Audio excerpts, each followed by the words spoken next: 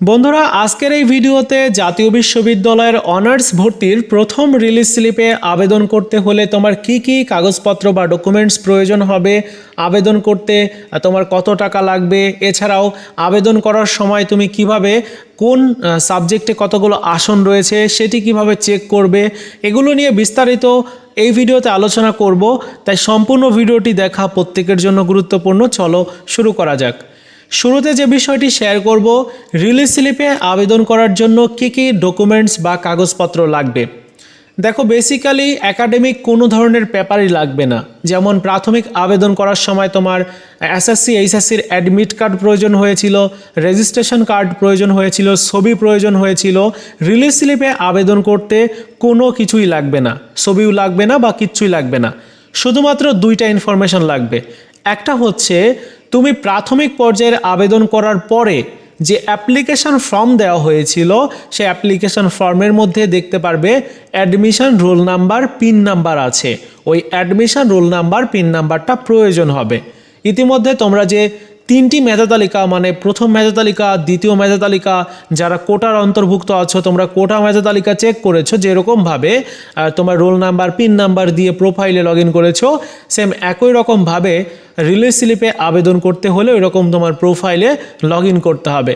প্রোফাইলে যখন তুমি লগ ইন করবে তখন তুমি নতুন একটা অপশন পেয়ে যাবে। দেখতে পাচ্ছ স্ক্রিনে এরকম অ্যাপ্লাই ফর ফার্স্ট রিলিজ স্লিপে একটা অপশন চলে আসবে।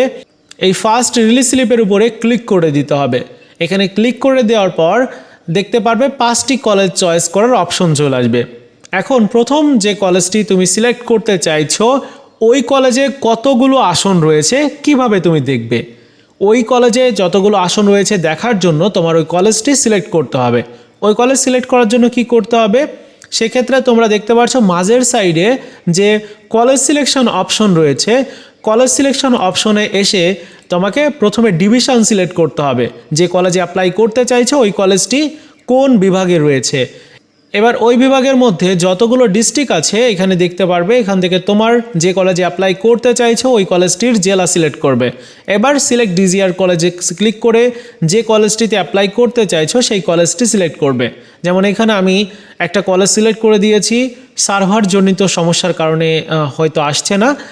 সাথে সাথে কিন্তু দেখতে পাচ্ছ যে কোন কোন সাবজেক্টে কতগুলো আসন রয়েছে সেটি কিন্তু দেখা যাচ্ছে। সো তুমি কলেজ যখন সিলেক্ট করবে তখন ওই কলেজে কি পরিমাণ আসন রয়েছে, কোন কোন সাবজেক্ট তোমার জন্য অ্যাভেলেবেল থাকবে সেগুলো তুমি দেখতে পারবে। এখন তোমার পছন্দ অনুযায়ী তোমার সাবজেক্ট তুমি চয়েস করে দিবে, তাহলে তুমি কিন্তু চান্স পেয়ে যাবে।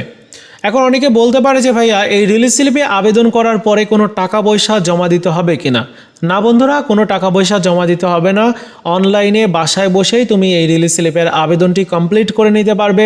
আবেদন করার পরে একটা অ্যাপ্লিকেশন ফর্ম দেওয়া হবে। সেই অ্যাপ্লিকেশন ফর্মটি তোমার নিজের কাছে যত্ন করে রেখে দিবে। পরবর্তীতে যদি কলেজ কর্তৃপক্ষ বলে তাহলে তুমি সেটি জমা দিয়ে দিতে পারবে। আর আবেদন করার ক্ষেত্রে তোমার বেশ কিছু বিষয় ফলো করতে হবে। যেমন প্রথম কলেজটি তুমি যে কলেজেই দাও না কেন, সরকারি দিতে পারো, বেসরকারি দিতে পারো, এটা জিপিএ অনুযায়ী। অনেকের জিপিএ কম, তাদের হয়তো টেনশানে তারা আছে যে আসলে তারা কি অনার্সে পড়তে পারবে কিনা। হ্যাঁ, সো যারা এরকম টেনশনে আছো তোমরা হয়তো বেসরকারি কলেজ সিলেক্ট করবে। যে কলেজে তুমি সিলেক্ট করো না কেন, প্রথম কলেজটি ভাবনা চিন্তা করে দিবে, তোমার সুযোগ সুবিধা বুঝে দিবে যে তোমার ওই কলেজে 4 বছর পড়াশুনো করতে হবে, 4 বছরে কোনো প্রবলেম হবে কিনা, যাতায়াতের কোনো সমস্যা হচ্ছে কিনা, বা তোমার বাসা থেকে কতটা দূরে ওই কলেজটি, সব কিছু মিলিয়ে ভালো ডিসিশন তোমাকে নিতে হবে। কেমন? তবে এমনও কিছু কলেজ রয়েছে ঢাকার মধ্যে বা অন্যান্য কিছু অঞ্চলে, সেই সকল কলেজগুলো কিন্তু আবার সরকারি কলেজের থেকে অনেক ভালো শিক্ষার মানের দিক থেকে এগিয়ে। সো তোমাদের সেই অনুযায়ী ভর্তি হওয়া উচিত। যে কলেজটিতে শিক্ষার মান ভালো, তোমার সুযোগ সুবিধা বেশি, সেই কলেজগুলোতে অ্যাপ্লাই করা উচিত। এই ছিল আজকের মতো ভিডিও। আশা করি তোমাদেরকে বোঝাতে পেরেছি। ভিডিওটি ভালো লাগলে লাইকস, কমেন্টস এবং বন্ধুদের সাথে অবশ্যই শেয়ার করবে। ধন্যবাদ।